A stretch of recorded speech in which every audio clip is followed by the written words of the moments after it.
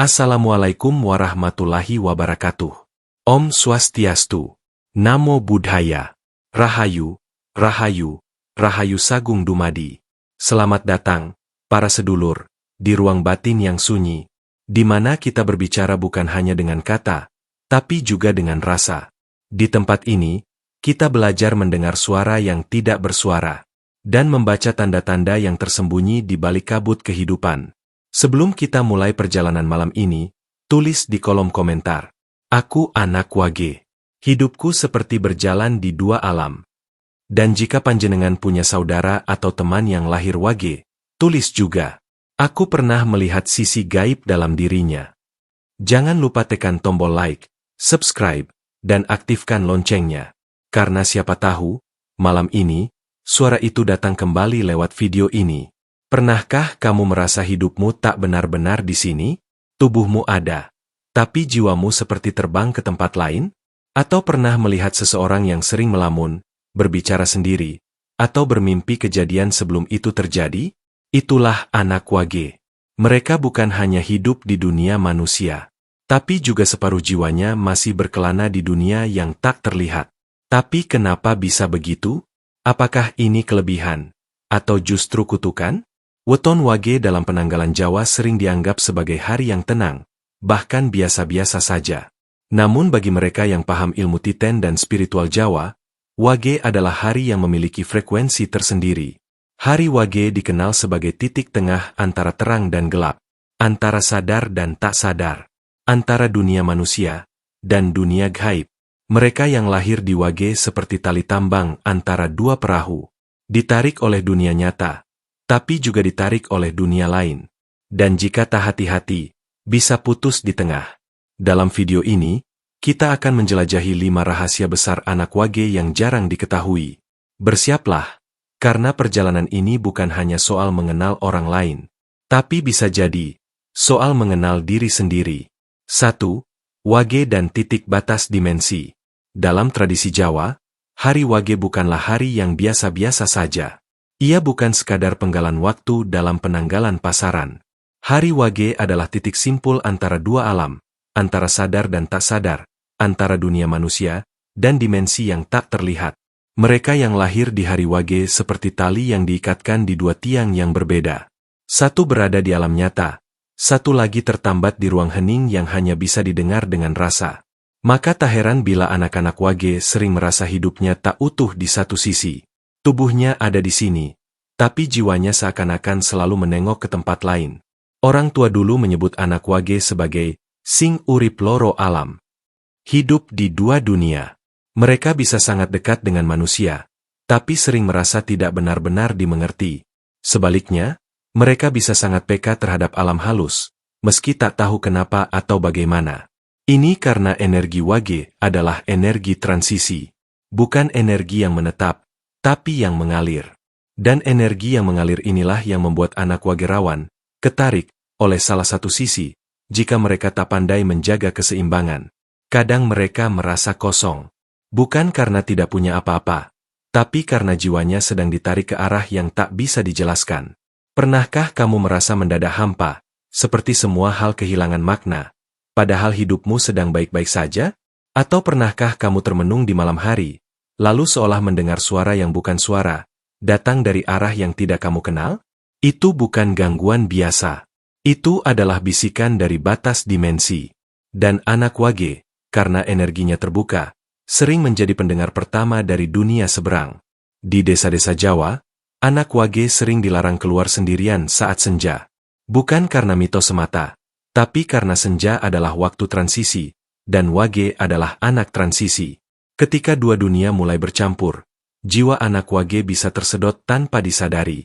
Bukan berarti mereka akan kerasukan, tapi lebih pada, batin mereka bisa terbawa terlalu dalam kelorong yang tak tampak.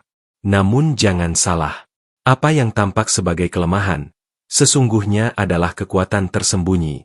Karena jika bisa mengolah energi ini dengan bijak, anak Wage bisa menjadi penjaga gerbang. Orang yang paham dua sisi kehidupan. Orang yang bisa mendamaikan antara dunia lahir dan dunia batin. Wong Wage kui kaya banyu alon kang glinding saka pucuk gunung. Mung kari wektu wae, bakal nganti segara. Orang wage itu seperti air yang perlahan mengalir dari puncak gunung. Hanya soal waktu, ia akan sampai ke lautan. Tapi sebelum sampai ke sana, mereka harus belajar untuk tidak hanyut. Harus belajar membedakan mana suara hati, dan mana bisikan asing dari dimensi lain. Karena wage bukan untuk ditakuti, tapi untuk dipahami. Karena wage bukan soal hari lahir, tapi tentang posisi jiwa, yang tak pernah diam di satu sisi. 2. Mata batin yang tak sadar terbuka. Anak wage seringkali tidak sadar bahwa sejak lahir, mata batin mereka sudah separuh terbuka. Bukan karena mereka belajar ilmu kebatinan, bukan karena mereka bertapa di gunung sunyi, tapi karena semesta sendiri yang meletakkan benih, rasa, itu di dalam diri mereka, bahkan sebelum mereka belajar berbicara. Pernahkah kamu bertemu seseorang yang bisa merasakan suasana sebuah tempat hanya dengan duduk diam beberapa menit? Atau anak kecil yang tiba-tiba menangis saat melewati sebuah sudut rumah, tanpa sebab jelas? Atau orang dewasa yang tidak nyaman masuk ke ruangan tertentu, padahal lampu menyala dan tak ada siapa-siapa? Kemungkinan besar, mereka lahir wage. Mata batin anak wage bukan seperti mata ketiga yang terang benderang, melainkan seperti celah tirai tipis. Tak sepenuhnya terbuka, tapi cukup untuk membiarkan bayang-bayang dari dunia lain masuk dan berkelebat. Mereka sering menangkap getaran, entah dari orang, tempat, atau peristiwa, yang tidak bisa dijelaskan dengan logika. Anak wage bisa merasakan aura tanpa diajari. Mereka bisa tahu kalau seseorang sedang berbohong, hanya lewat tatapan mata. Mereka bisa mendeteksi kalau ada energi tidak beres, hanya dari getar hati. Tapi anehnya, mereka tidak menyadari bahwa itu adalah kelebihan. Mereka mengira semua orang merasakannya. Mereka pikir, itu hal biasa. Padahal tidak.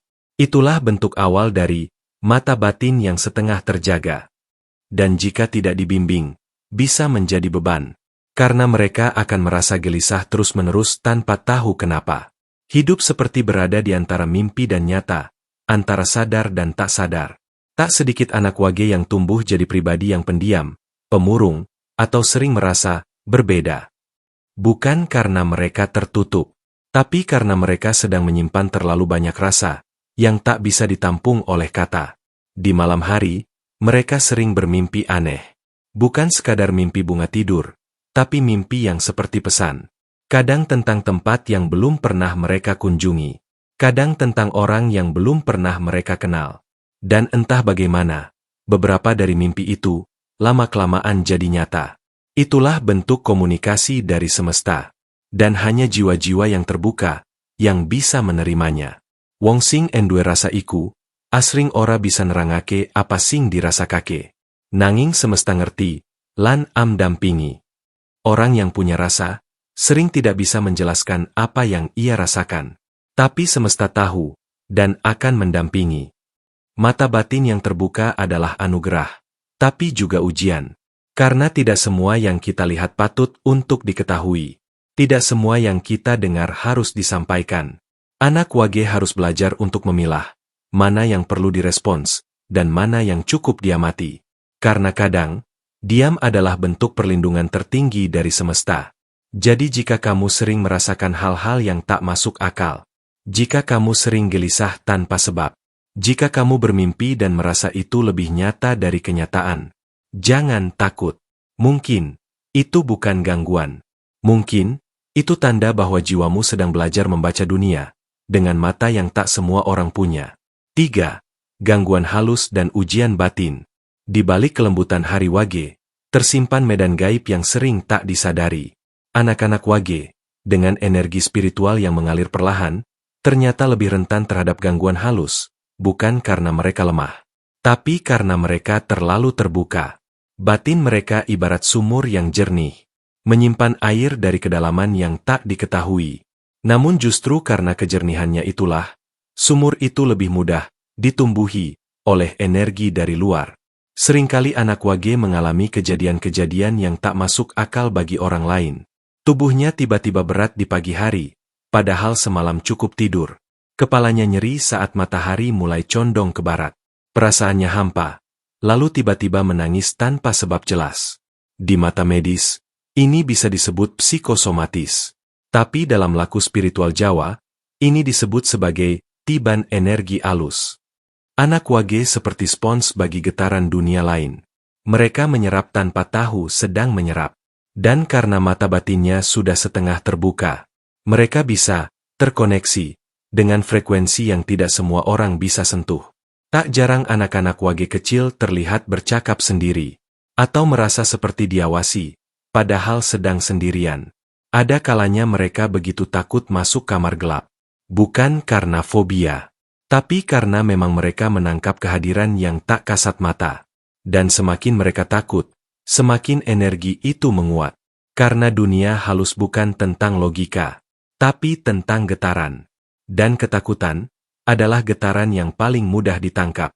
Maka ujian terbesar anak wage bukan dari luar, melainkan dari dalam. Menenangkan batin, menyadari kepekaan, dan berdamai dengan diri sendiri. Tak sedikit pula dari mereka yang dianggap aneh oleh keluarganya sendiri.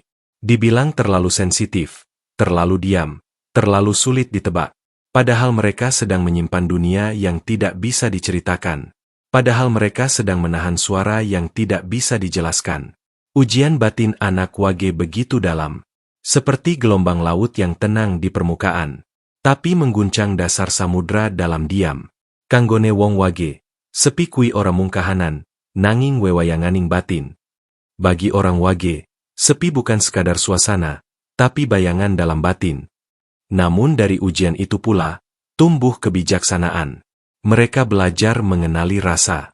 Mereka belajar mendengar suara halus hati, yang tak semua orang mau atau mampu dengar. Dan jika mereka kuat, mereka bisa jadi penyeimbang di tengah keluarga yang kacau, penenang di lingkungan yang gaduh, bahkan penyembuh bagi orang yang tak tahu luka apa yang ia derita.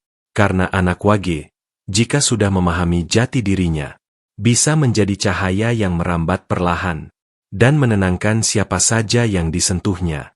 4. Wage dan leluhur yang tak tenang. Ada kepercayaan kuno yang masih hidup di kalangan para pini sepuh Jawa, bahwa anak yang lahir di hari wage sering membawa tali sambung dengan arwah leluhur yang belum tenang. Bukan karena mereka diminta, tapi karena mereka dipilih.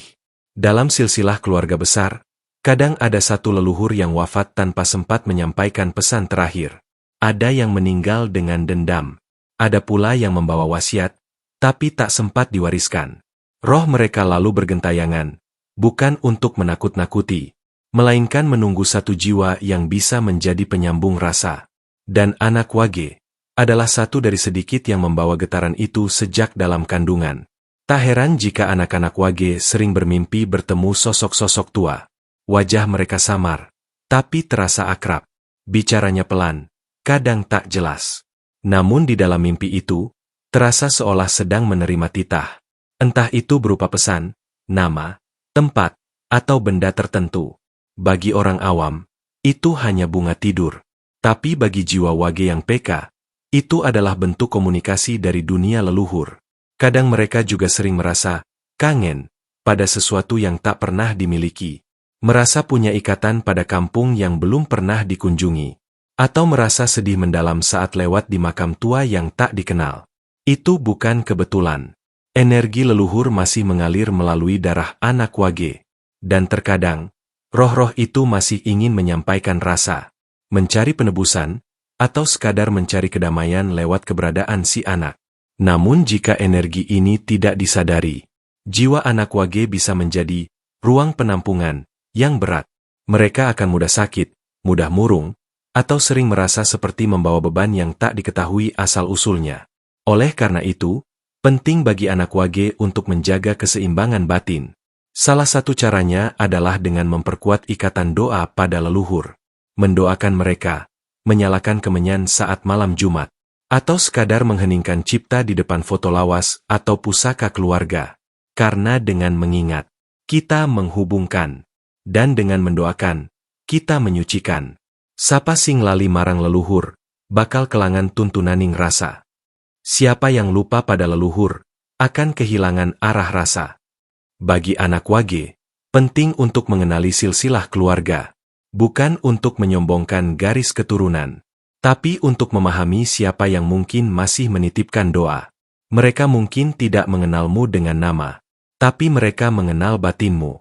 Dan lewat mimpimu, lewat bisikan halus dalam keheningan, mereka berusaha bicara. Bukan untuk menakut-nakuti, tapi karena mereka tahu, kaulah penerus rasa yang tertinggal. 5. Kesempatan spiritual yang jarang dimiliki. Dalam sunyi yang sering menyelimuti hidup anak wage, tersimpan sebuah pintu yang tak dimiliki semua orang. Pintu menuju ranah spiritual yang halus. Ranah yang tak bisa dibuka oleh kekuatan fisik, tapi hanya oleh kelembutan rasa. Anak wage, meski kerap dianggap lemah, tertutup, atau terlalu melankolis, sebenarnya diberkahi dengan potensi spiritual luar biasa. Potensi yang bukan hasil dari latihan keras, melainkan warisan langsung dari semesta. Mereka adalah tanah subur bagi benih-benih kepekaan jiwa. Jika dibimbing dengan benar, anak-anak wage bisa menjadi penyembuh batin, penjaga tempat keramat, bahkan perantara antara dunia yang tampak dan yang tak kasat mata. Tak sedikit dari mereka yang jika diasah, punya kemampuan untuk menyembuhkan orang lain hanya dengan kehadiran. Bukan karena mantra atau doa panjang, tapi karena getar, mereka membawa ketenangan. Orang wage yang sudah menyatu dengan dirinya sendiri, akan punya daya magnet batin yang menenangkan. Orang lain datang hanya untuk mendekat, untuk bercerita, untuk menangis tanpa sebab. Mereka datang karena mereka tahu, meski tak paham kenapa, di jiwa anak wage ada pelukan yang tak terlihat. Namun potensi ini bukan hadiah yang datang tanpa syarat. Ia harus diasah, harus dibersihkan dari kekeruhan batin, dan harus dijaga dari kesombongan. Banyak anak wage yang justru tersesat di tengah jalan. Bukannya menyatu dengan rasa, mereka malah tenggelam dalam halusinasi. Bukannya jadi penjaga cahaya, mereka malah terbakar oleh bayang-bayang yang mereka kumpulkan sendiri. Karena jalan spiritual itu bukan tentang bisa melihat gaib, tapi tentang bisa mengenali batin sendiri. Dan wage, dalam sunyinya, memiliki kelebihan yang langka, kesempatan untuk menyatu dengan semesta, tanpa harus menjadi siapa-siapa. Wong sing meneng, durung tentu ora weruh. Nanging wong sing rame, asring ora krungu. Orang yang diam, belum tentu tidak tahu. Tapi orang yang ramai, seringkali tak mampu mendengar. Anak wage tidak butuh panggung, tidak butuh sorotan. Yang mereka butuhkan adalah ruang sunyi untuk menyatu dengan dirinya. Dan dari sanalah, kekuatan batin itu akan tumbuh seperti cahaya dalam kabut. Jika dipandu oleh guru sejati, anak wage bisa menjadi tukang suluh dalam keluarga, penjaga harmoni, pelindung dari mara bahaya tak terlihat, bahkan penyambung doa bagi jiwa-jiwa yang tersesat. Maka bagi siapapun yang lahir wage, jangan pernah menganggap hidupmu sebagai kebetulan.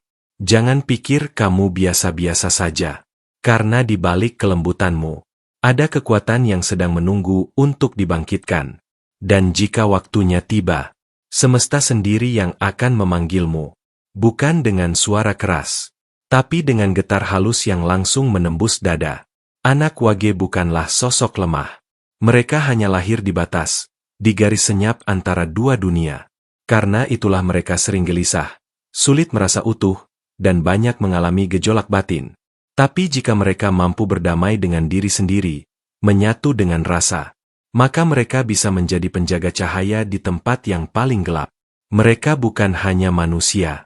Mereka adalah jembatan. Dan jembatan tak boleh roboh, karena ia menghubungkan banyak jiwa. Wong urip iku kaya lampu. Ana sing sumunar, ana sing ngilang.